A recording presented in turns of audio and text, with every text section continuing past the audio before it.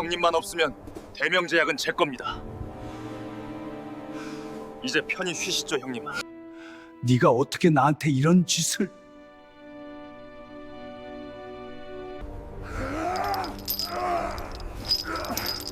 할아버지, 제가 꼭 구해드릴게요. 이야기 시작 전 구독과 좋아요로 마음을 나눠주세요. 늘 평안한 하루 되시길 바랍니다. 이제 이야기 시작합니다.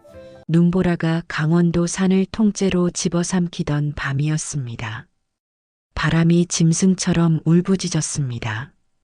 나무들이 뿌리째 뽑힐 듯 휘어졌고 폐광 절벽 끝에서는 세찬 돌풍이 쉴 새 없이 몰아쳤습니다.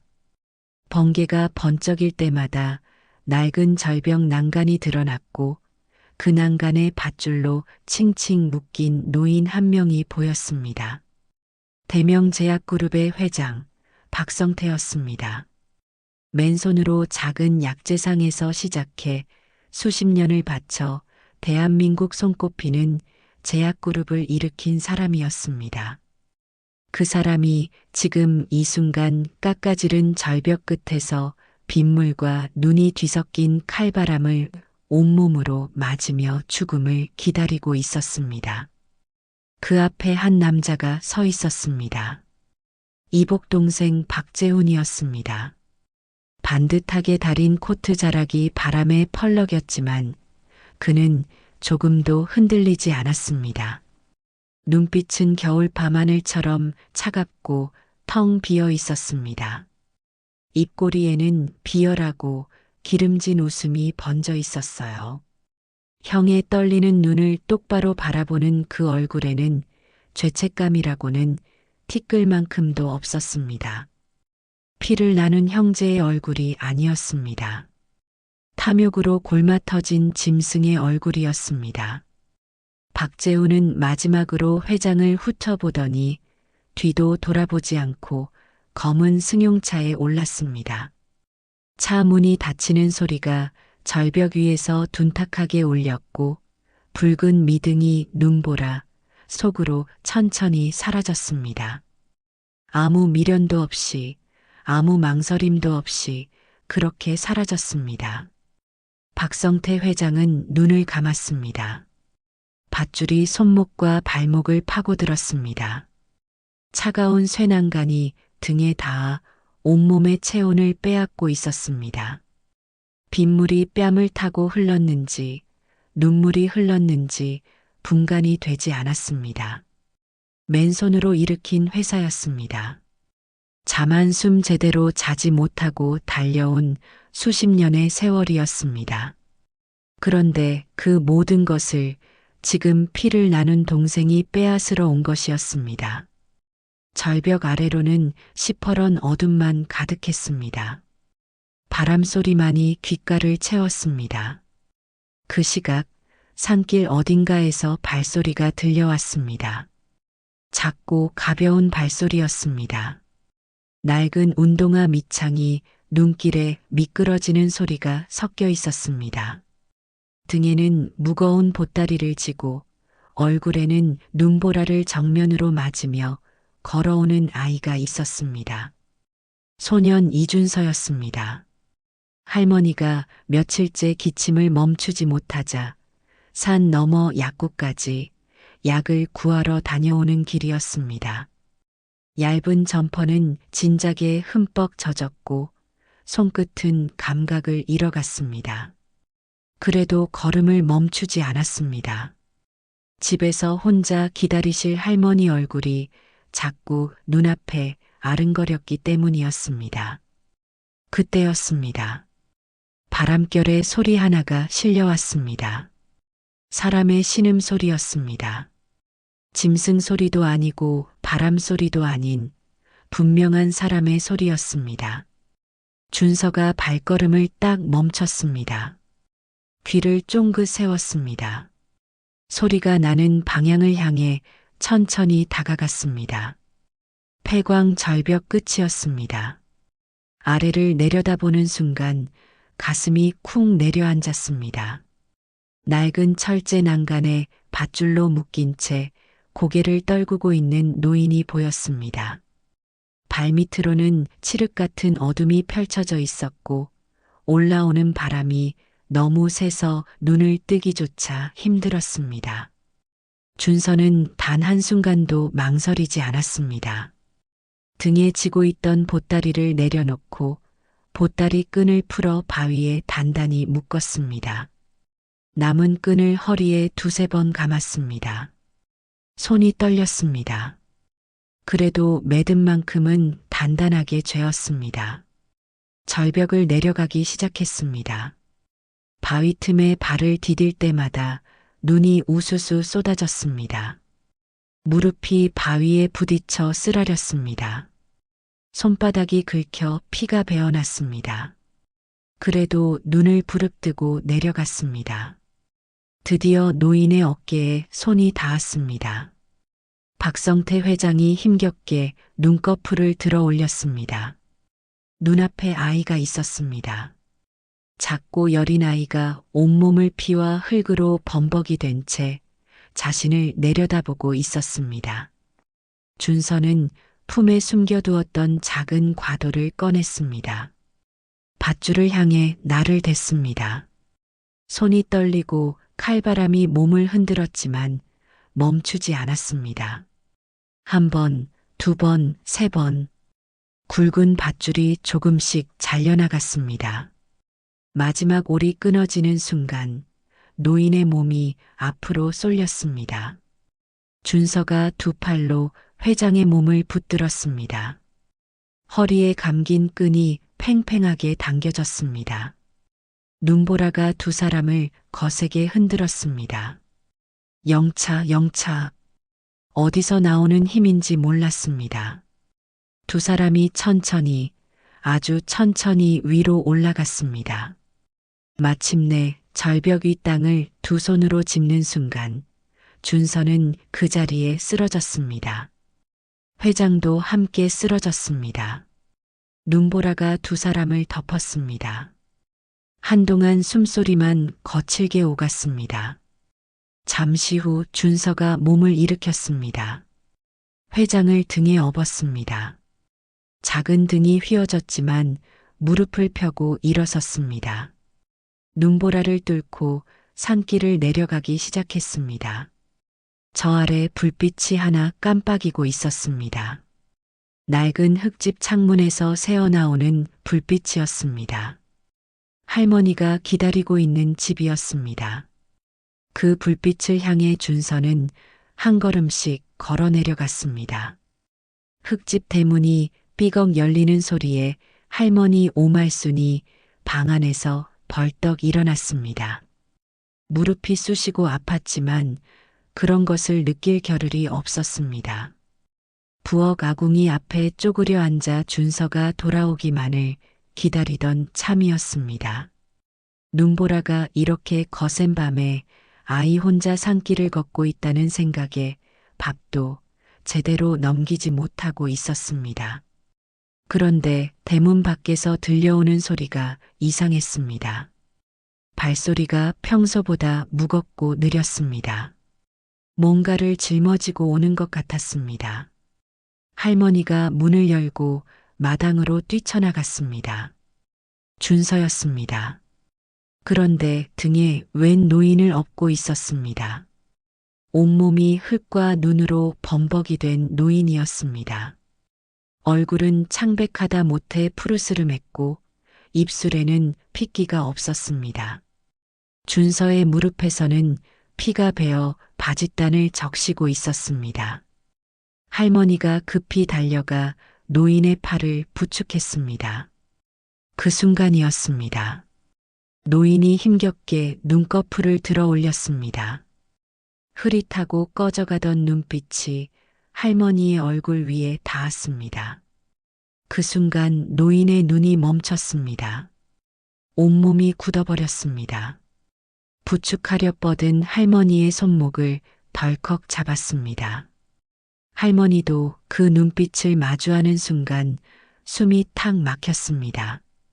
손목을 잡은 손이 떨리고 있었습니다. 두 사람의 시선이 허공에서 묶인 듯 한동안 떨어지지 않았습니다. 준서가 두 어른 사이에서 눈을 이리저리 굴렸습니다.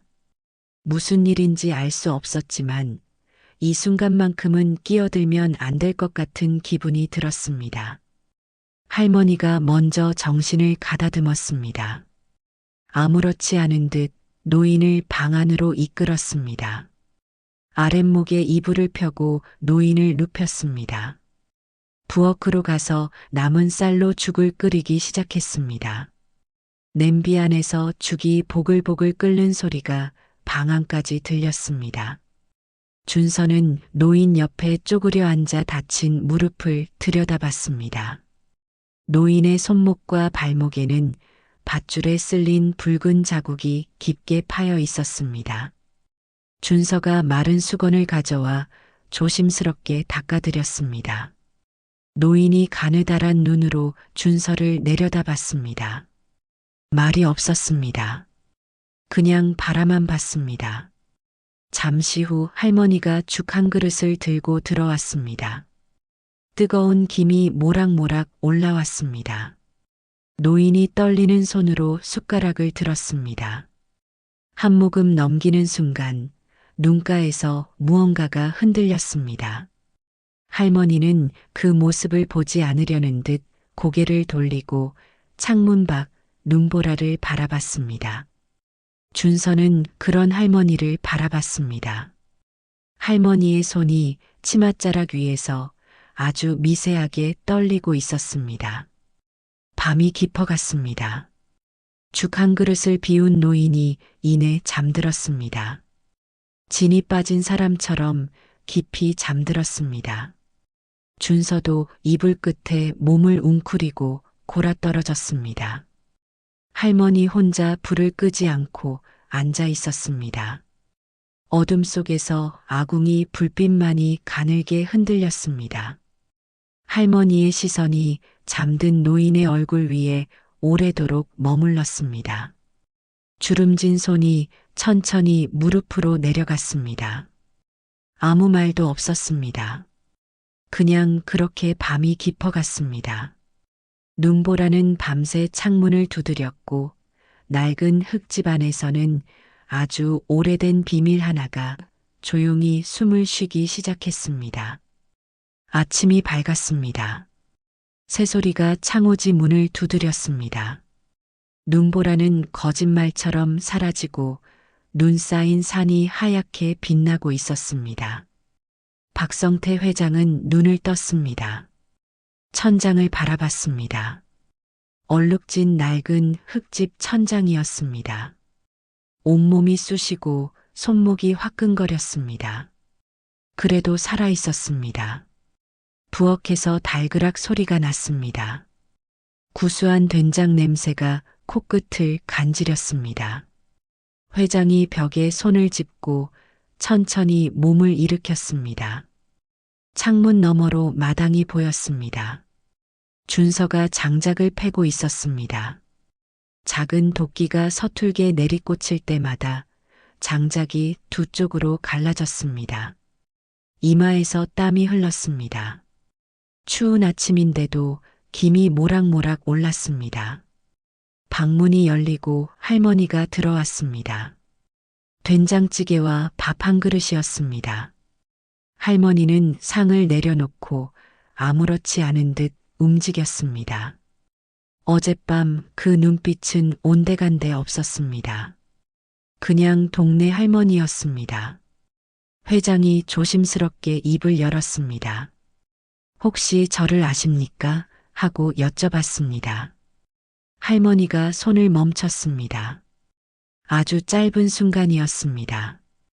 곧 다시 상을 정리하며 잘 모르겠다고 하셨습니다.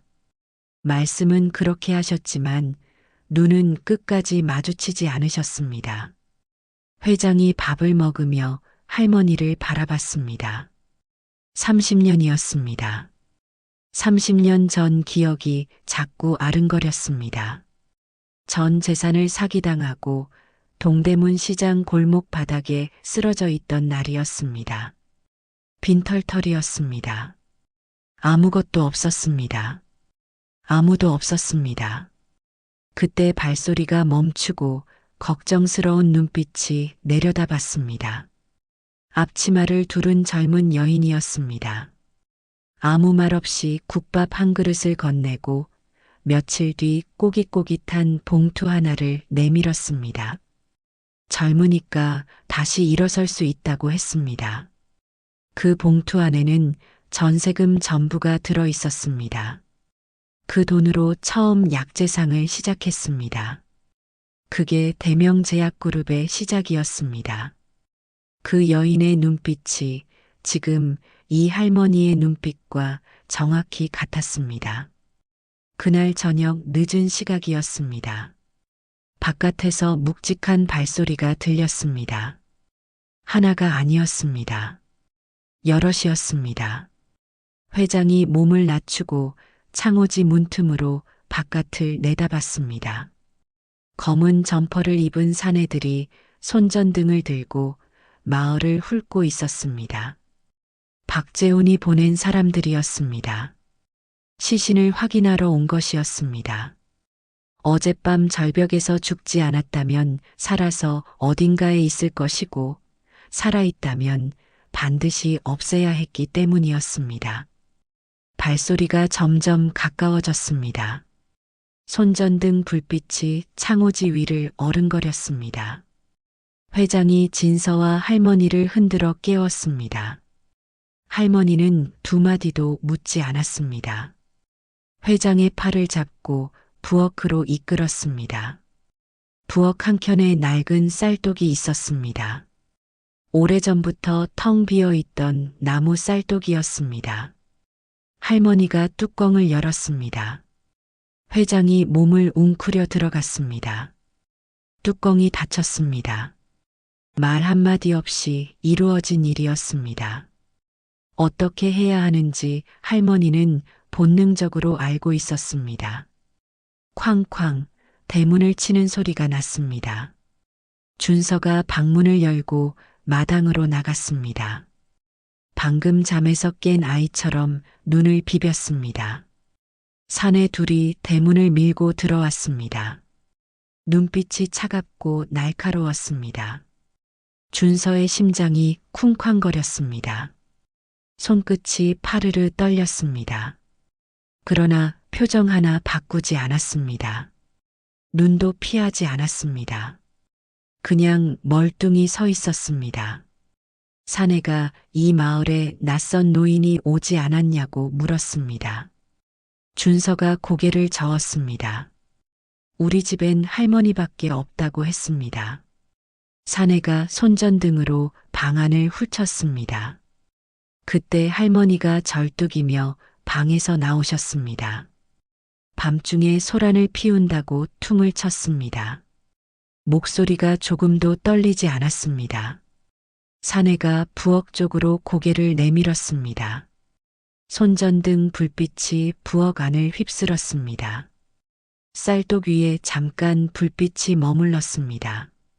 준서의 숨이 멎는 것 같았습니다. 사내가 부엌으로 발걸음을 뗐습니다. 바로 그 순간 할머니가 앞을 가로막으셨습니다. 앙상한 몸이었지만 목소리는 단단했습니다. 낯선 사람을 왜 찾느냐고, 남의 집 부엌은 왜 기웃거리느냐고 하셨습니다. 사내가 멈칫했습니다. 주변을 둘러봤습니다.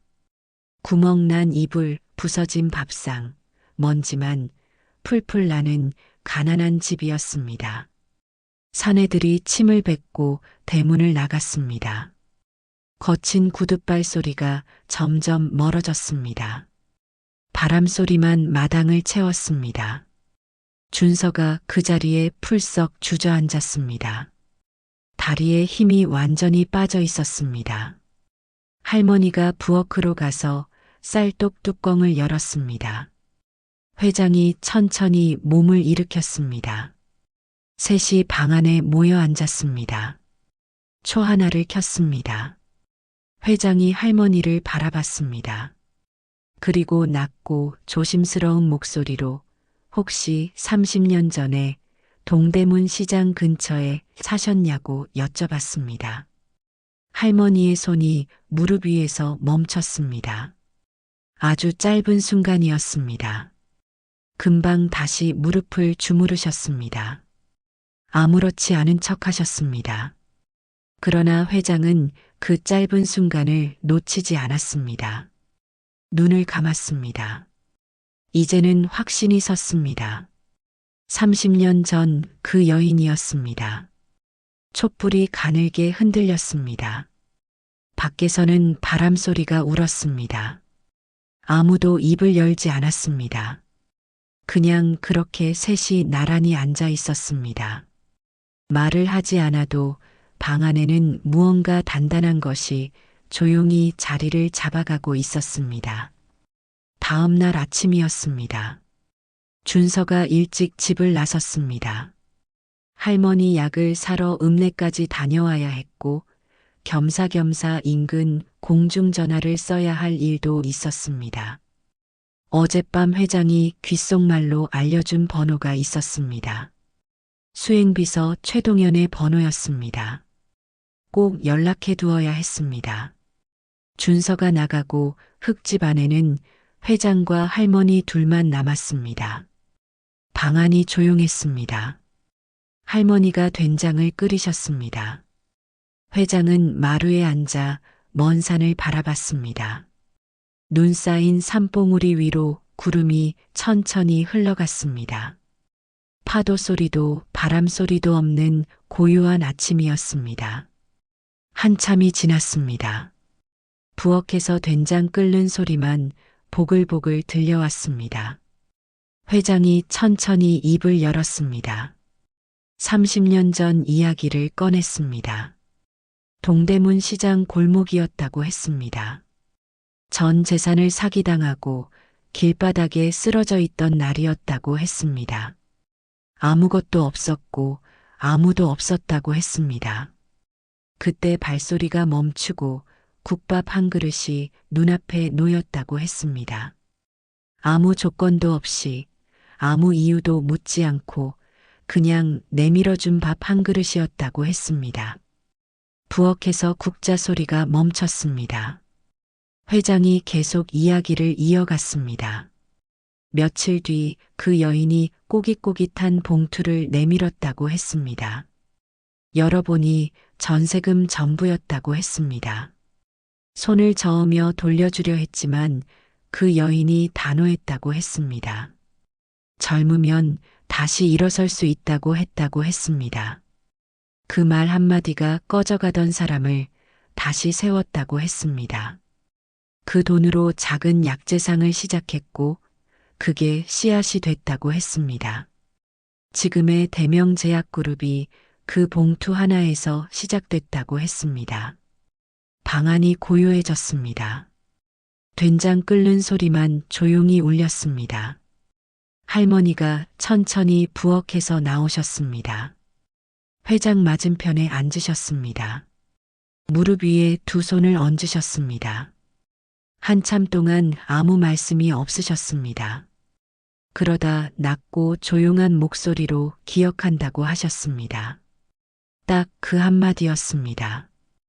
회장의 눈이 붉어졌습니다. 저입니다 하고 말했습니다. 할머니가 고개를 드셨습니다. 회장을 바라보셨습니다. 주름진 눈 속에서 오래된 무언가가 조용히 흔들렸습니다. 알고 있었소 하고 하셨습니다. 회장이 숨을 멈췄습니다. 언제부터 알았냐고 여쭤봤습니다. 할머니가 조용히 대답하셨습니다. 준서가 업고 들어오던 날, 그때 알았다고 하셨습니다. 회장의 눈에서 눈물이 흘렀습니다. 소리도 없이 주르륵 흘렀습니다. 왜 말씀을 안 하셨냐고 여쭤봤습니다. 할머니가 시선을 무릎으로 내리셨습니다. 말해서 뭐 하냐고 하셨습니다. 그냥 사는 게 맞는 거라고 하셨습니다. 회장이 목소리가 갈라졌습니다. 30년을 찾았다고 했습니다. 어디 계신지 어떻게 사시는지 알고 싶었다고 했습니다. 할머니가 조용히 손을 저으셨습니다. 회장이 바닥에 두 손을 짚었습니다. 천천히 무릎을 꿇었습니다. 할머니가 깜짝 놀라 일어나려 하셨습니다. 회장이 할머니 손을 꼭 잡았습니다. 아무 말도 하지 않았습니다. 그냥 그 손을 잡고 있었습니다. 주름지고 거친 손이었습니다. 뼈마디가 굵고 살이 두꺼운 손이었습니다. 평생 고생만 하신 손이었습니다. 준서 하나 키우시면서 아프고 힘든 것을 혼자 다 참아오신 손이었습니다. 할머니의 어깨가 조용히 흔들렸습니다. 소리 없이 우시는 거였습니다. 두 사람은 한동안 그냥 울었습니다. 아무 말도 없이 울었습니다. 된장찌개는 까맣게 잊혀졌습니다. 보글보글 끓는 소리만 조용히 방 안을 채웠습니다.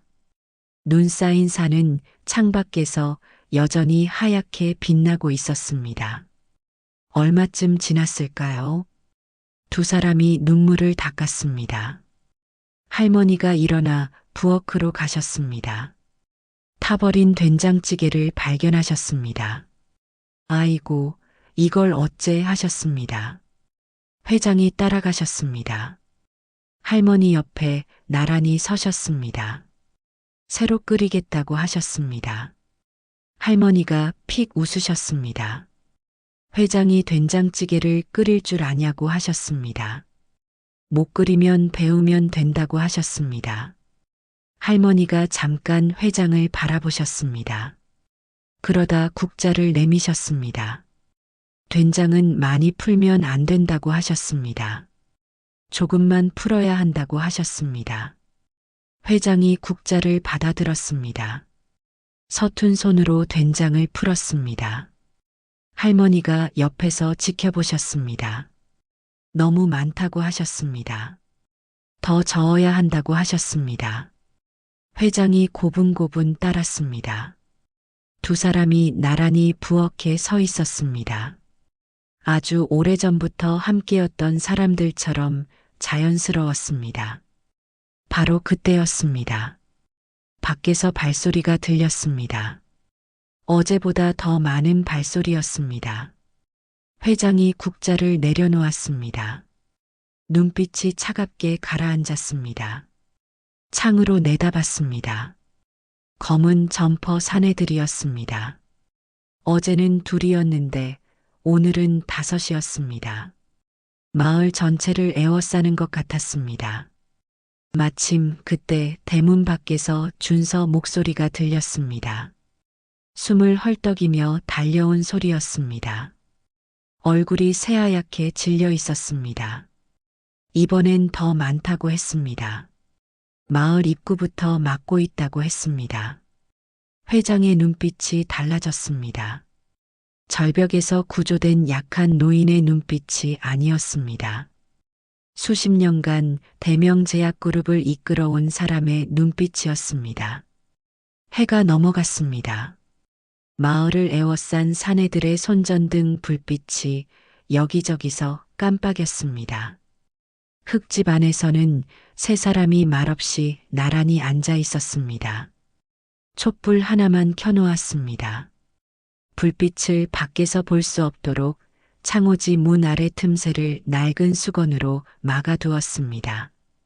준서는 읍내 공중전화에서 최동현에게 연락을 넣은 이야기를 꺼냈습니다. 회장이 알려준 번호로 전화를 걸었고 수화기 너머에서 한참의 침묵 끝에 갈라진 목소리가 터져 나왔다고 했습니다. 살아계십니까? 하는 말을 몇 번이나 되물었다고 했습니다. 오늘 밤 자정에 마을 뒤 산길로 들어오겠다고 했다고 했습니다. 회장의 눈이 가늘어졌습니다. 자정이 가까워졌습니다. 마을을 훑던 사내들의 발소리가 잦아들었습니다. 준서가 창가에 작은 초를 올려놓았습니다. 껐다 켰다 2번 반복했습니다. 어둠 속에서 뒷산 방향으로 불빛 신호를 보내는 것이었습니다. 잠시 후 뒷문 쪽에서 아주 조심스러운 발소리가 들렸습니다. 3번 아주 작게 두드리는 소리가 났습니다. 준서가 문을 열었습니다. 짙은 색 점퍼를 입은 남자였습니다. 숨을 고르는 어깨가 미세하게 떨렸습니다. 눈매가 날카롭고 입술을 꽉 다문 사람이었습니다. 남자가 방 안으로 들어섰습니다. 촛불 하나가 켜진 어두운 방이었습니다. 그 안에 박성태 회장이 앉아 있었습니다. 남자의 발이 그 자리에서 멈췄습니다. 두 눈이 천천히 붉어졌습니다. 입술이 파르르 떨렸습니다. 최동현이었습니다. 30년을 함께한 수행비서였습니다. 회장이 절벽에서 사라졌다는 소식을 들은 날부터 홀로 찾아다닌 사람이었습니다. 회장이 돌아가셨다는 말을 끝내 믿지 않았습니다. 몇 날 며칠을 잠도 자지 않고 단서를 쫓았습니다. 최동현이 그 자리에 무릎을 꿇었습니다. 고개를 바닥에 닿도록 숙였습니다. 소리 없이 울었습니다. 회장이 그의 어깨를 짚었습니다. 두 사람 모두 한동안 아무 말도 하지 못했습니다. 준서는 구석에서 그 모습을 바라봤습니다. 왠지 자기도 눈물이 날 것 같았습니다. 할머니가 조용히 숭늉을 내왔습니다. 최동현이 두 손으로 받았습니다. 받는 손이 떨렸습니다. 한참 만에 최동현이 눈물을 닦고 가방에서 서류를 꺼냈습니다. 목소리가 낮아졌습니다. 사흘 뒤였습니다. 서울 대명타워 대강당에서 박재훈의 그룹 승계식이 열린다고 했습니다. 기자들과 임직원 전원을 불러 모은 자리였습니다. 그것도 모자라 승계식이 끝나는 즉시 핵심 사업부를 해외로 넘기는 계약까지 잡아두었다고 했습니다. 회장의 주먹이 굳게 쥐어졌습니다. 최동현이 서류를 한 장 더 펼쳤습니다. 모든 것을 뒤집을 증인이 있다고 했습니다. 임철수라는 사람이었습니다. 박재훈의 전 수행기사였습니다. 이용당하고 버려진 사람이었습니다. 월급도 못 받고 쫓겨났고 비밀을 알고 있다는 이유로 지금껏 협박을 받으며 숨어 살고 있었습니다. 그 사람이 결정적인 녹음 파일을 갖고 있다고 했습니다. 박재훈이 직접 회장을 절벽에 묶으라고 지시하는 목소리가 담긴 녹음이었습니다. 그러나 혼자서는 끝내 나서지 못하는 사람이었습니다. 경찰서 앞까지 갔다가 발길을 돌린 것이 한두 번이 아니었습니다. 방 안이 조용해졌습니다. 그때 준서가 천천히 자리에서 일어났습니다. 제가 가면 되잖아요 하고 말했습니다. 최동현이 말렸습니다. 읍내까지 사내들이 깔려 있다고 했습니다. 준서가 고개를 저었습니다. 저 그냥 동네 꼬마예요 하고 했습니다. 최동현이 말문이 막혔습니다. 낡은 점퍼에 구멍난 운동화를 신은 이 꼬마를 의심할 사람은 아무도 없었습니다. 회장이 준서를 한참 바라봤습니다. 그러다 준서 귀에 가만히 속삭였습니다. 임철수가 문을 닫아버리려 할 때 써야 할 말이었습니다. 준서의 눈이 동그래졌습니다. 할머니가 준서 앞에 무릎을 꿇으셨습니다. 준서의 옷깃을 여미셨습니다. 주름진 손이 파르르 떨렸습니다. 말씀이 없으셨습니다. 그냥 오래도록 여미셨습니다. 놓기 싫으신 것 같았습니다. 준서가 할머니를 꼭 안았습니다. 잠시 후 문이 열렸습니다. 새벽 찬바람이 훅 밀려왔습니다. 준서가 어둠 속으로 걸어나갔습니다. 작은 어깨가 점점 멀어졌습니다. 회장이 그 뒷모습을 바라봤습니다. 눈가가 붉어졌습니다. 할머니가 회장 옆에 나란히 서셨습니다. 두 사람 모두 말이 없었습니다. 최동현이 그 모습을 바라보다가 낮게 한마디 했습니다. 사흘입니다. 회장님 하고 했습니다. 회장이 고개를 끄덕였습니다. 어둠 속으로 사라진 준서의 뒷모습을 오래도록 바라봤습니다. 새벽이었습니다. 마을 어귀에는 여전히 검은 점퍼 사내들이 서 있었습니다. 담배 연기가 차가운 공기 속으로 피어올랐습니다. 발밑에서 눈이 사각사각 밟혔습니다. 사내들은 지루하다는 듯 연신 하품을 하며 주변을 훑쳤습니다. 어제도 별일이 없었고 오늘도 별일이 없을 거라고 생각하는 눈치였습니다. 준서가 대문을 나섰습니다. 최대한 작고 초라하게 보이려 했습니다. 낡은 점퍼 지퍼를 목까지 올리고 어깨를 잔뜩 웅크렸습니다. 주머니 속에는 회장이 귓속말로 알려준 그 말을 단단히 새겨두었습니다. 최동현이 알려준 주소도 머릿속에 외워두었습니다. 읍내 버스 정류장에서 두 정거장이었습니다. 사내 하나가 준서를 불러 세웠습니다. 어디 가냐고 했습니다. 준서가 고개를 들었습니다. 눈을 똑바로 봤습니다. 할머니 약 사러 읍내 간다고 했습니다. 사내가 위아래로 훑쳤습니다. 낡은 점퍼에 구멍난 운동화였습니다. 콧물이 맺힌 동네 꼬마였습니다. 사내가 고개를 돌렸습니다. 빨리 갔다 오라고 했습니다. 준서가 고개를 꾸벅했습니다. 마을을 완전히 벗어날 때까지 절대 뛰지 않았습니다. 바쁜 심부름을 가는 아이처럼 빠르게 걸었습니다. 골목이 꺾이고 마을이 시야에서 사라지는 순간 준서는 냅다 달렸습니다. 산길을 내려갔습니다. 가시덤불에 종아리가 긁혔습니다. 돌부리에 걸려 한번 넘어졌습니다. 무릎이 까졌습니다. 일어났습니다. 다시 달렸습니다. 버스 정류장이 보였습니다. 낡은 정류소 지붕 아래에 할머니 한 분이 보따리를 안고 앉아 계셨습니다. 준서가 그 옆에 아무렇지 않은 듯 섰습니다. 버스가 왔습니다. 올라탔습니다. 두 정거장이었습니다. 10분이 채 되지 않았습니다. 내려서 골목을 걸었습니다. 최동현이 알려준 대로였습니다. 좁고 낡은 골목이었습니다. 양옆으로 오래된 집들이 다닥다닥 붙어 있었습니다. 파란 대문집이 보였습니다. 페인트가 군데군데 벗겨진 낡은 대문이었습니다. 오랫동안 손을 대지 않은 것 같았습니다. 원래는 파란색이었겠지만 지금은 회색에 가까웠습니다. 준서가 초인종을 눌렀습니다.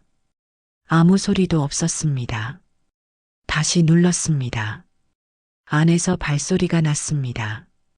그러나 문은 열리지 않았습니다. 인기척만 있고 조용했습니다. 준서가 문을 두드렸습니다. 임철수 아저씨, 저예요. 심부름 왔어요. 하고 했습니다. 한참 만에 문이 조금 열렸습니다. 틈 사이로 남자 얼굴이 보였습니다. 눈밑이 푹 꺼지고 얼굴이 헬쑥했습니다. 오랫동안 잠을 제대로 못 잔 사람 같았습니다. 겁에 질린 눈이었습니다. 남자가 준서를 위아래로 훑쳤습니다. 그러다 대문 밖 골목을 살폈습니다. 아무도 없었습니다. 누가 보냈어? 하고 물었습니다. 준서가 똑바로 말했습니다. 대명제약 박성태 회장님이요. 하고 했습니다. 남자의 눈동자가 흔들렸습니다. 문을 닫으려 했습니다. 준서가 재빨리 말했습니다. 살아계세요. 하고 했습니다. 문이 멈췄습니다. 남자의 손이 문 손잡이를 꽉 쥔 채 한동안 움직이지 않았습니다. 삐걱, 문이 다시 열렸습니다. 어두운 방이었습니다. 커튼이 꼭 닫혀 있었습니다. 낮인데도 캄캄했습니다. 방 안가득 오래된 냄새가 났습니다. 오랫동안 환기를 못한 냄새였습니다. 벽 한쪽에는 술병이 여러 개 놓여 있었습니다. 책상 위에는 먹다 만 밥이 굳어 있었습니다. 3년을 이렇게 혼자 버텨온 사람의 방이었습니다. 임철수가 의자에 앉았습니다. 두 손이 무릎 위에서 떨렸습니다. 준서도 맞은편에 앉았습니다. 둘 사이에 한동안 말이 없었습니다. 벽시계 소리만 똑딱똑딱 울렸습니다. 임철수가 먼저 입을 열었습니다.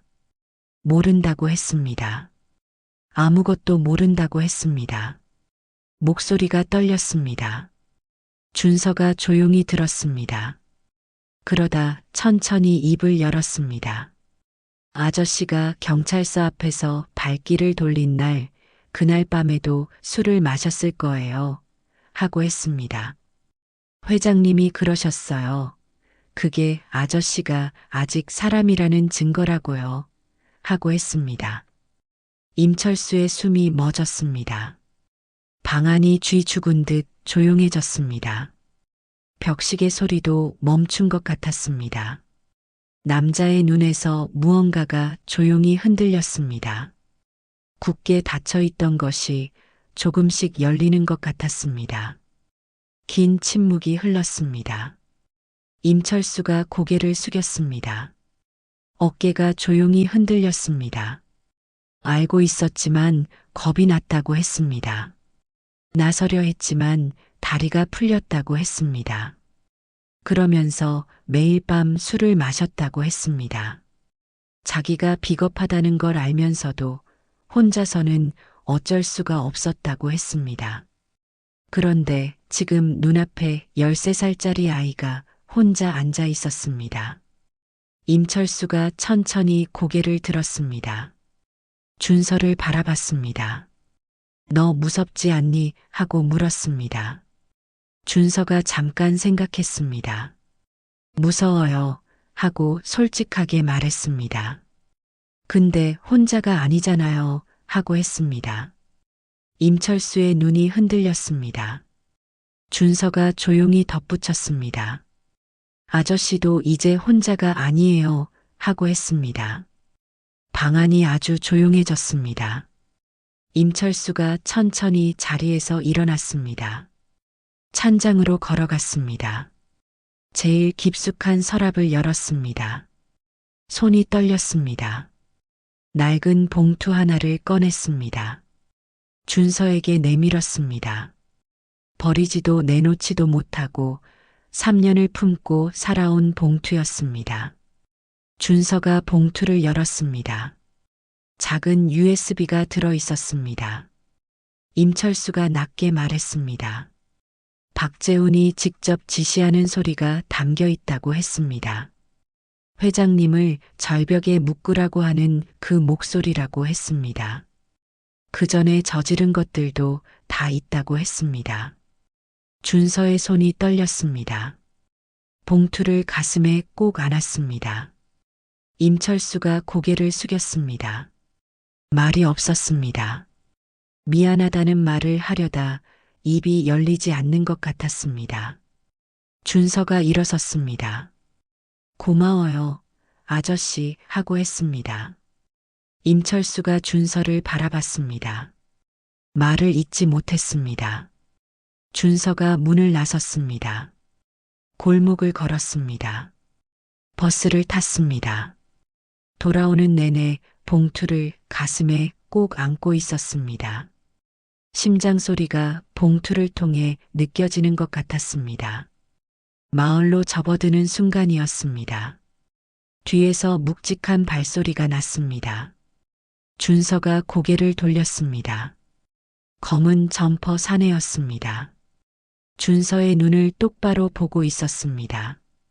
꼬마, 뭐 들고 있어? 하고 했습니다. 준서가 봉투를 등 뒤로 숨겼습니다. 심장이 터질 듯 뛰었습니다. 할머니 약이요 하고 했습니다. 사내가 다가왔습니다. 손을 뻗었습니다. 바로 그때였습니다. 옆집 대문이 열렸습니다. 마을 이장이었습니다.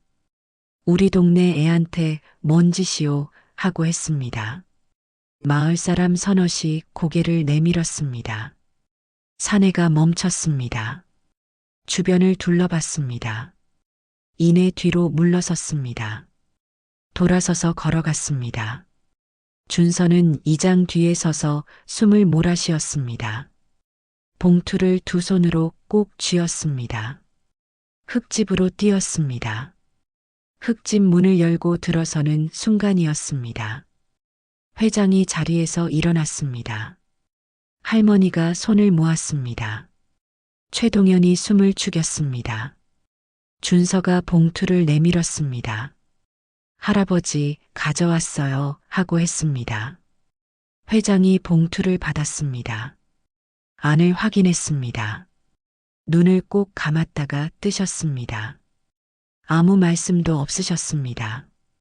눈가에서 눈물 한 줄기가 흘렀을 뿐이었습니다. 그 눈물이 모든 말을 대신했습니다. 최동현이 봉투를 건네받았습니다. 확인하는 손이 떨렸습니다. 이걸로 됩니다. 회장님 하고 했습니다. 방 안에 조용한 흥분이 돌았습니다. 촛불이 흔들렸습니다. 창밖으로 별이 반짝였습니다. 같은 시각 서울에서는 박재훈이 승계식 리허설을 하고 있었습니다. 거울 앞에서 혼자 웃고 있었습니다.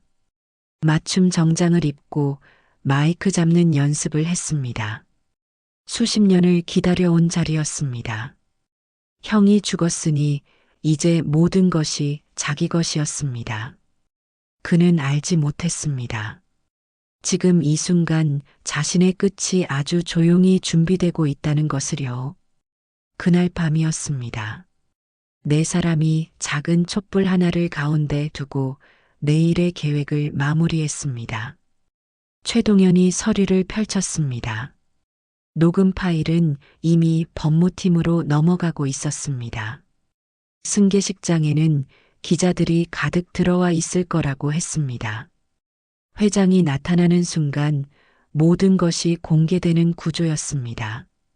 경찰도 이미 청구해 두었다고 했습니다. 회장이 살아계신다는 것이 확인되는 순간 바로 집행할 수 있다고 했습니다. 퍼즐이 하나씩 맞춰졌습니다. 증거가 있었습니다. 날짜가 있었습니다. 사람이 있었습니다. 이제 실행만 남았습니다. 최동현이 가방에서 옷을 꺼냈습니다.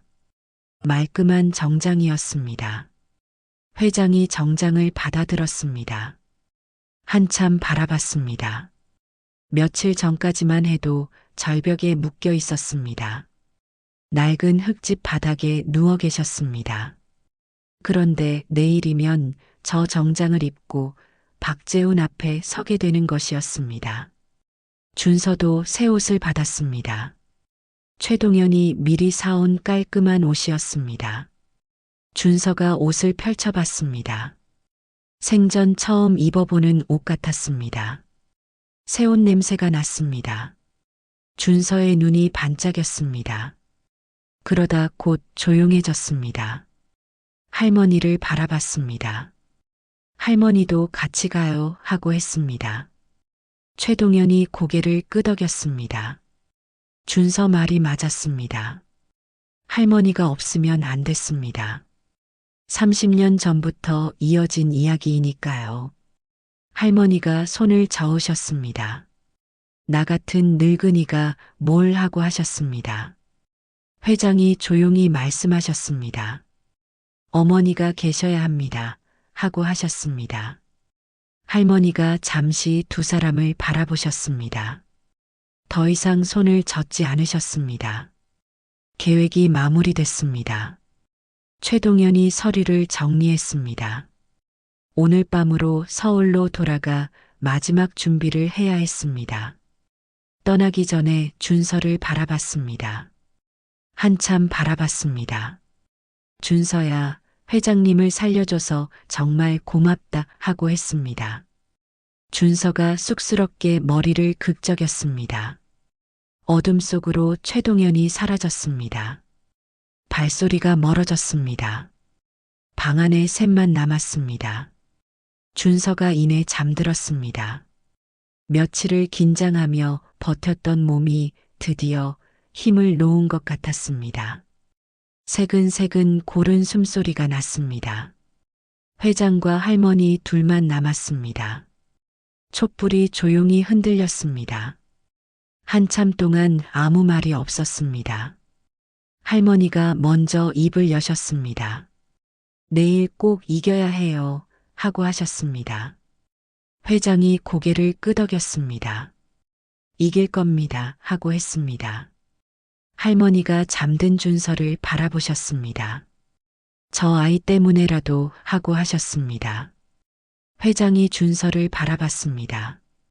흙바닥에 새근새근 잠든 아이였습니다.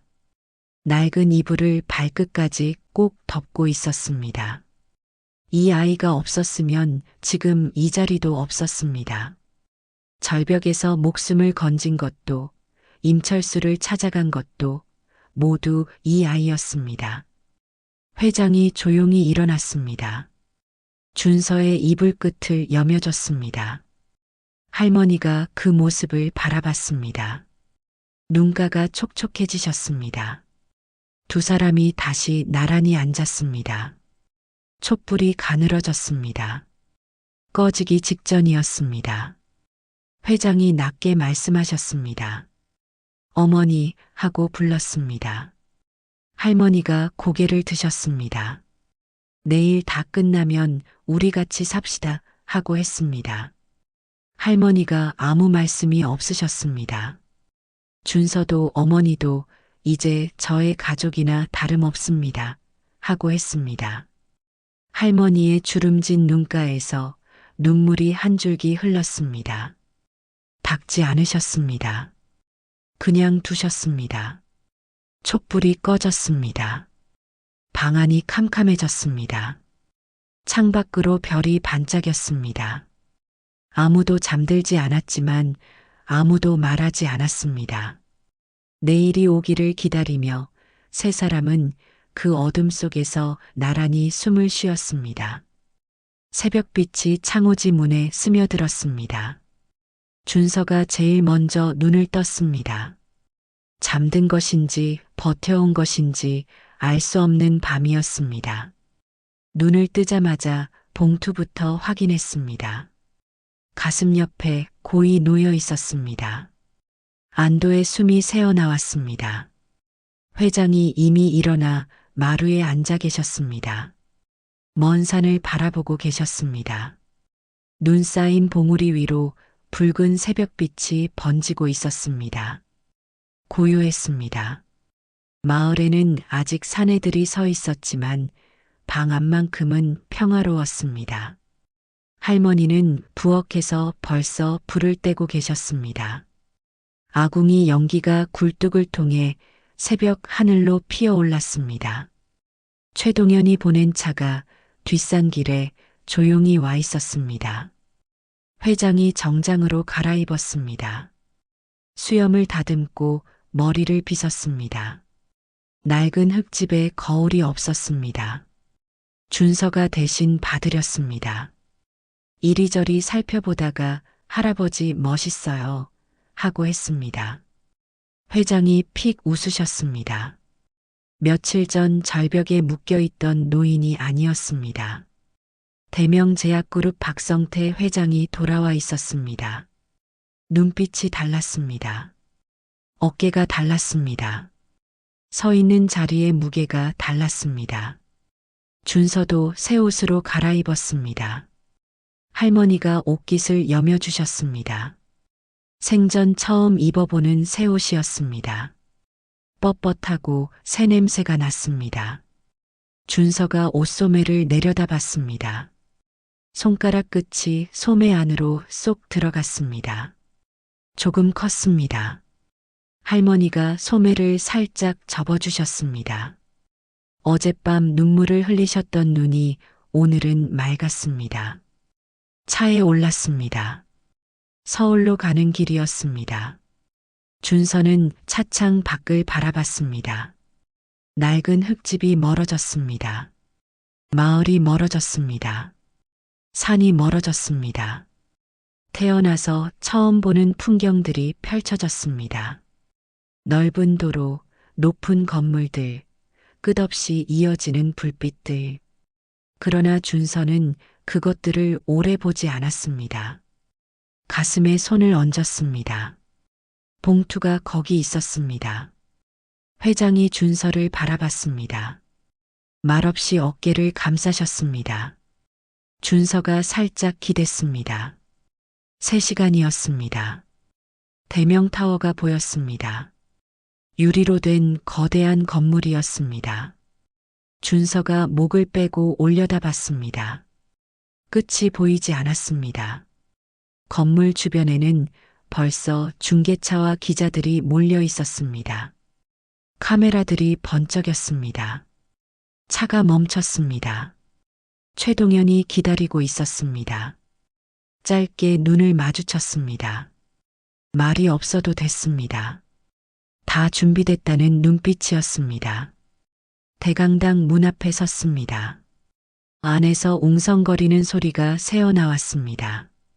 기자들과 임직원들이 가득 찬 소리였습니다. 수백 명이었습니다. 회장이 준서의 손을 잡았습니다. 준서가 잡은 손을 꼭 쥐었습니다. 반대편 손으로는 할머니 손을 잡았습니다. 3사람이 나란히 섰습니다. 할머니의 손이 차가웠습니다. 떨리고 있었습니다. 준서가 그 손을 더 꼭 쥐었습니다. 할머니가 준서를 내려다봤습니다. 준서가 올려다봤습니다. 둘이 눈을 마주쳤습니다. 아무 말도 없었습니다. 그냥 서로를 바라봤습니다. 최동현이 문 손잡이를 잡았습니다. 회장이 앞을 바라봤습니다. 눈빛이 날카롭게 빛났습니다. 수십 년을 쌓아온 모든 것이 그 눈빛 안에 들어 있었습니다. 분노도 있었습니다. 슬픔도 있었습니다. 그러나 그 모든 것보다 더 크고 단단한 것이 있었습니다. 문이 열렸습니다. 장내가 술렁였습니다. 단상 위에서 마이크를 잡고 서 있던 박재훈이 열린 문 쪽으로 고개를 돌렸습니다. 비싼 양복을 차려입고 거만하게 서 있던 얼굴이었습니다. 입가에는 탐욕스러운 웃음이 가득했습니다.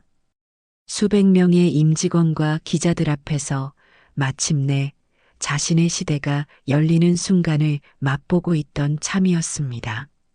그런데 문이 열리는 순간이었습니다. 박재훈의 얼굴이 굳었습니다. 문턱에 3사람이 서 있었습니다.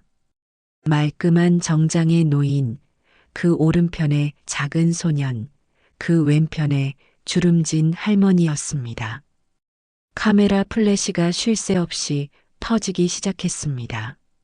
장내가 물을 끼얹은 듯 조용해졌습니다. 모든 고개가 일제히 문 쪽으로 돌아갔습니다. 박재훈의 마이크 잡은 손이 사시나무 떨듯 흔들렸습니다. 두 다리가 후들거렸습니다. 눈이 커졌습니다. 그 눈 안에서 공포가 걷잡을 수 없이 번져나왔습니다. 바다에 빠져 죽은 줄 알았던 형이 저기 서 있었습니다. 귀신이라도 본 것처럼 소스라치게 놀랐습니다. 얼굴빛이 납처럼 변했습니다. 박성태 회장이 천천히 걸어 들어갔습니다. 사람들이 홍해처럼 길을 비켰습니다. 구두 소리만 조용히 울렸습니다. 아무도 숨소리를 내지 않았습니다. 수백 명이 그 자리에서 숨을 멈췄습니다. 회장이 단상 앞에 섰습니다. 박재훈을 올려다봤습니다. 아니, 내려다봤습니다. 내가 죽은 줄 알았더냐. 한마디가 벼락처럼 장내에 내리꽂혔습니다. 마이크도 없이 쏘아낸 목소리였는데 장내 끝까지 울렸습니다. 박재훈이 뒷걸음질을 쳤습니다. 입술이 파랗게 질렸습니다. 다리에 힘이 풀려 비틀거렸습니다. 최동현이 단상 옆 스피커에 USB를 연결했습니다. 짧은 삐소리가 나더니 목소리가 흘러나왔습니다. 박재훈의 목소리였습니다. 선명하고 또렷했습니다. 회장을 폐광절벽에 묶으라고 지시하는 그 목소리였습니다. 차갑고 태연하게 형의 목숨을 지우라고 명령하는 목소리였습니다. 이미 저지른 것들, 수년에 걸쳐 계획하고 실행해 온 것들까지 줄줄이 이어졌습니다. 장내가 술라가 됐습니다. 기자들의 카메라가 일제히 박재훈에게 쏠렸습니다. 임직원들이 술렁였습니다. 여기저기서 탄식 소리가 새어나왔습니다. 박재훈의 얼굴이 흑빛으로 변했습니다. 다리에 힘이 완전히 풀렸습니다. 단상 위에서 비틀거리다가 마이크 스탠드를 붙잡았습니다. 그러나 그마저도 손에서 미끄러졌습니다. 마이크가 바닥에 떨어지며 쿵 하는 소리가 울렸습니다. 회장이 할머니 손을 잡아 앞으로 나섰습니다. 이분을 보아라 하고 했습니다.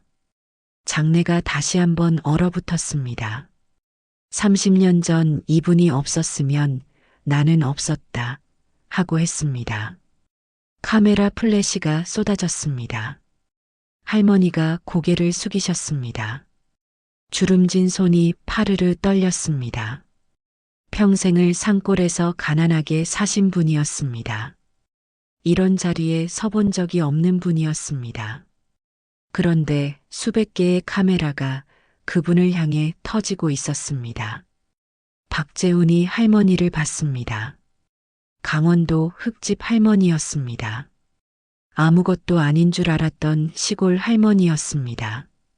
그 할머니가 지금 이 자리에 서 있었습니다. 박재훈의 눈동자가 크게 흔들렸습니다. 자신이 무너지고 있다는 것을 느끼는 것 같았습니다. 회장이 준서의 손을 잡아 나란히 세웠습니다. 그리고 이 아이가 내 목숨을 구했다 하고 했습니다. 내가 절벽 끝에 묶어놓은 나를 말이다 하고 했습니다. 준서는 박재훈을 똑바로 바라봤습니다. 무섭지 않았습니다. 양쪽에서 두 손이 꼭 잡혀 있었기 때문이었습니다. 오른손에는 회장의 손이, 왼손에는 할머니의 손이 있었습니다. 세상에서 가장 단단한 것들이었습니다. 박재훈이 단상에서 내려왔습니다. 비틀비틀 걸었습니다. 그러더니 그 자리에서 무릎을 꿇었습니다. 형님, 제발이요. 한 번만 살려주십시오. 하고 울부짖었습니다. 목소리가 갈라지고 눈물이 쏟아졌습니다. 수백 명이 보는 앞에서 바닥에 이마를 대며 빌었습니다. 아까까지 거만하게 마이크를 잡고 섰던 사람이 이제 바닥에서 구르고 있었습니다. 회장은 고개를 돌렸습니다. 동생을 보지 않았습니다. 그 울부짖음을 듣지 않았습니다. 눈빛 하나 흔들리지 않았습니다. 대강당 뒷문이 열렸습니다. 제복을 입은 경찰들이 들어왔습니다. 은빛 수갑이 쩔그렁 소리를 냈습니다. 사내들이 박재훈 양쪽에 섰습니다. 박재훈이 더 크게 울부짖었습니다. 살려달라고 했습니다.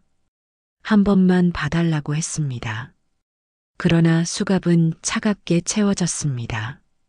철컥 소리가 장내에 울렸습니다. 그 순간이었습니다. 장내 한쪽에서 박수 소리가 터졌습니다.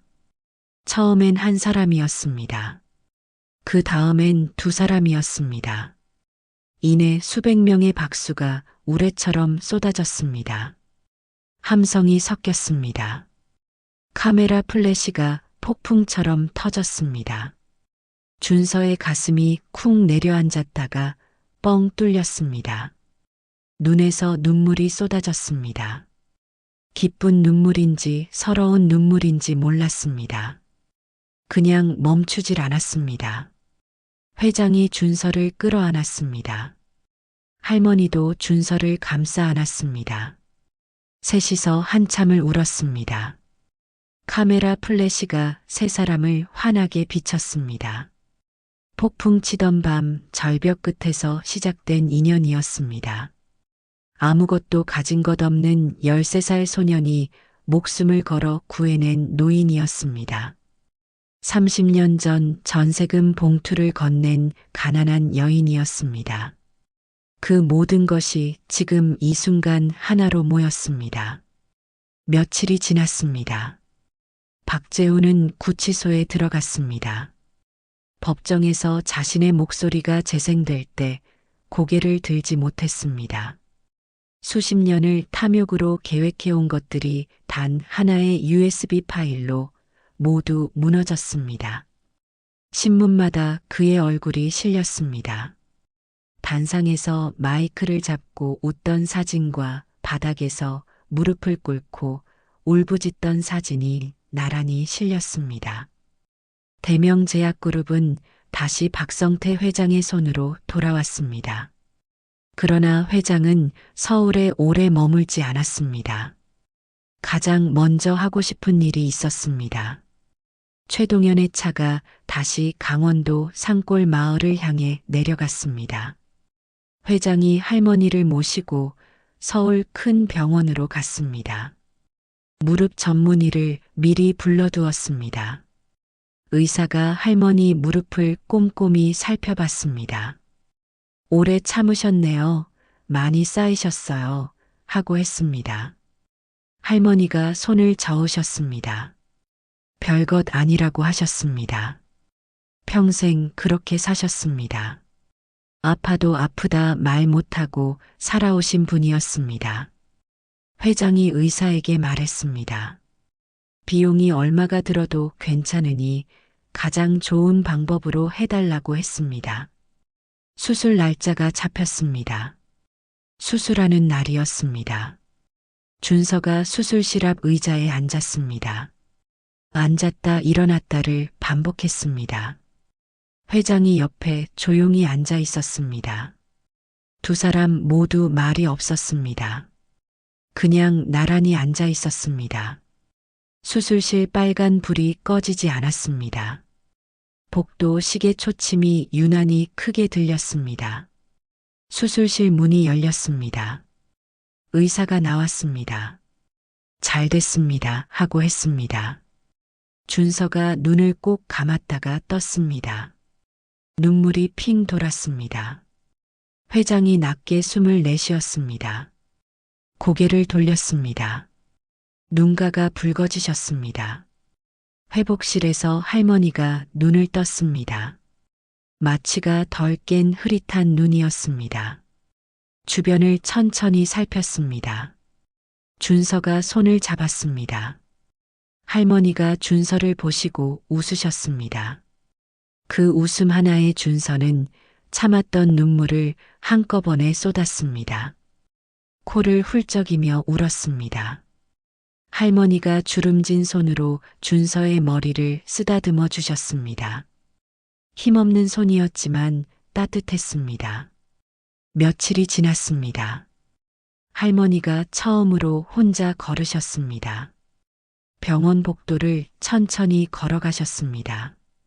절뚝이지 않으셨습니다. 한 걸음, 두 걸음, 세 걸음. 수십 년 만에 처음으로 두 발이 땅에 반듯하게 닿았습니다. 할머니가 걸음을 멈추셨습니다. 창밖을 바라보셨습니다. 눈을 감으셨습니다. 아이고, 몇 년 만에 이렇게 걸어보는 건지 하고 하셨습니다. 그 한마디뿐이었습니다. 말이 더 나오지 않으셨습니다. 준서가 달려가 할머니를 안았습니다. 회장이 그 모습을 바라봤습니다. 말없이 고개를 돌렸습니다. 눈가가 붉어지셨습니다. 병원을 나오는 날이었습니다. 햇살이 쏟아졌습니다. 따뜻하고 환한 햇살이었습니다. 할머니가 준서 손을 잡고 걸으셨습니다. 두 발이 땅을 반듯하게 디뎠습니다. 할머니가 하늘을 올려다 보셨습니다. 한참 동안 보셨습니다. 아무 말씀이 없으셨습니다. 그냥 웃으셨습니다. 평생 처음으로 아무 걱정 없이 웃으시는 것 같았습니다. 며칠 뒤였습니다. 준서와 할머니는 회장의 차를 타고 이사를 갔습니다. 서울의 넓고 따뜻한 집이었습니다. 방도 많았습니다. 창문이 커서 햇볕이 가득 들어왔습니다. 할머니 짐은 보따리 하나가 전부였습니다. 준서 짐도 낡은 가방 하나였습니다. 최동현이 그 모습을 보다가 눈시울이 붉어져 얼른 고개를 돌렸습니다. 새집 현관에 섰을 때 준서가 잠깐 멈췄습니다. 강원도 흙집이 생각났습니다. 비가 오면 새던 지붕, 삐걱거리던 문, 아궁이에 불을 떼던 부엌이었습니다. 그곳에서 할머니와 둘이 추운 겨울을 버텼습니다. 그 모든 날이 한꺼번에 밀려왔습니다. 준서가 눈물을 닦았습니다. 그리고 문지방을 넘었습니다. 할머니도 들어오셨습니다. 집안을 둘러보셨습니다. 천천히 걸어 다니셨습니다. 폭신한 바닥을 발로 꾹 눌러보셨습니다. 따뜻한 벽을 손으로 쓸어보셨습니다. 그러다 부엌 앞에 서셨습니다. 한참을 서 계셨습니다. 회장이 다가갔습니다. 할머니 옆에 나란히 섰습니다. 어머니 하고 불렀습니다. 할머니가 고개를 드셨습니다. 이제 여기가 우리 집입니다 하고 했습니다. 할머니가 입술을 꾹 깨무셨습니다. 눈물이 하염없이 흘렀습니다. 그날 저녁이었습니다. 넓은 식탁에 밥상이 차려졌습니다. 할머니가 직접 끓이신 된장찌개였습니다. 새집 부엌에서 끓인 첫 번째 밥이었습니다. 세 사람이 나란히 앉았습니다. 준서가 회장 숟가락에 고기를 얹었습니다. 회장이 웃었습니다. 이번엔 준서 밥그릇에도 고기가 가득 있었습니다.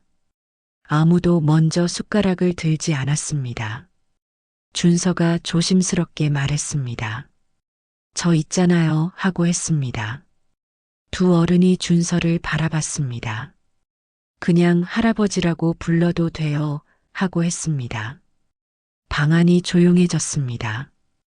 회장의 목이 메어왔습니다. 그럼 당연하지 하고 했습니다. 준서가 씩 웃었습니다. 잘 먹겠습니다. 할아버지 하고 했습니다. 숟가락을 들었습니다. 회장도 숟가락을 들었습니다. 된장찌개를 한 모금 드셨습니다. 눈을 감으셨습니다. 30년 전 그 맛이었습니다. 동대문 시장 골목에서 쓰러져 있던 청년에게 건네졌던 밥 한 그릇의 맛이었습니다. 아무것도 변하지 않았습니다. 달그락달그락 수저 소리가 났습니다. 하하, 웃음소리가 났습니다. 세 사람의 웃음소리가 새 집안을 가득 채웠습니다. 그로부터 얼마 뒤였습니다. 회장이 준서를 서울 제일 좋은 학교에 입학시켰습니다. 첫 등교하는 날이었습니다. 새 책가방을 맨 준서가 현관 앞에 섰습니다. 새 운동화, 새 교복이었습니다. 생전 처음 입어보는 것들이었습니다. 할머니가 준서 앞에 서셨습니다. 옷깃을 여며주셨습니다. 낡은 흙집에서 수도 없이 하셨던 그 손길이었습니다. 그런데 이번엔 손이 떨리지 않으셨습니다. 환하게 웃으셨습니다. 준서가 꾸벅 인사를 하고 뛰어나갔습니다. 회장과 할머니가 나란히 서서 그 뒷모습을 바라봤습니다. 얼마 뒤였습니다. 강원도 산골 마을에 새 경로당이 들어섰습니다. 현판에는 이렇게 적혀 있었습니다. 오말순 어머니의 마음을 기억하며. 마을 어르신들이 모여 박수를 치셨습니다. 할머니가 그 현판을 올려다 보셨습니다. 한참을 보셨습니다.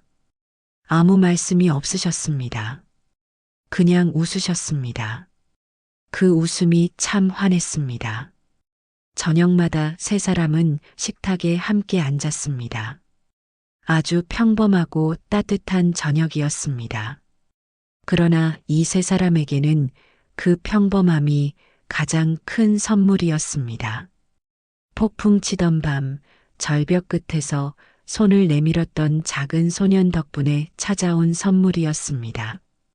30년 전 전세금 봉투를 조용히 건넸던 한 여인의 따뜻한 마음이 돌고 돌아 마침내 제자리를 찾은 것이었습니다. 착한 마음은 사라지지 않았습니다. 어딘가에서 조용히 쌓이고 있다가 꼭 필요한 순간에 꼭 필요한 사람에게 돌아왔습니다. 오늘 저녁 이 식탁 위에 달그락달그락 수저 소리 속에 세 사람의 웃음소리 속에 그 마음이 고스란히 담겨 있었습니다. 여러분, 지금까지 긴 이야기 끝까지 함께 해주셔서 진심으로 감사합니다. 눈보라 치던 밤 절벽 끝에서 손을 내밀었던 13살 준서처럼요. 30년 전 아무 조건 없이 전세금 봉투를 건넸던 오말순 할머니처럼요. 세상을 살다 보면 내가 건넨 작은 친절이 아무 의미 없이 사라지는 것 같을 때가 있습니다. 그러나 말이에요. 착한 마음은 절대 사라지지 않습니다. 어딘가에서 조용히 쌓이고 쌓이다가 언젠가 반드시 꼭 필요한 사람에게 꼭 필요한 순간에 돌아오게 되어 있습니다. 오늘 이 이야기가 여러분 마음속에 따뜻하게 남았으면 좋겠습니다. 지금 어디서 듣고 계신가요? 댓글에 계신 곳을 남겨주시면 그곳으로 만사형통의 기운을 팍팍 보내드리겠습니다. 그리고 이런 이야기를 앞으로도 계속 함께하고 싶으신 분들은 구독과 좋아요 꼭 눌러주세요. 여러분의 구독과 좋아요 하나하나가 이 정원을 더 따뜻하게 가꾸는 힘이 됩니다. 나의 사연 정원은 언제나 여러분 곁에서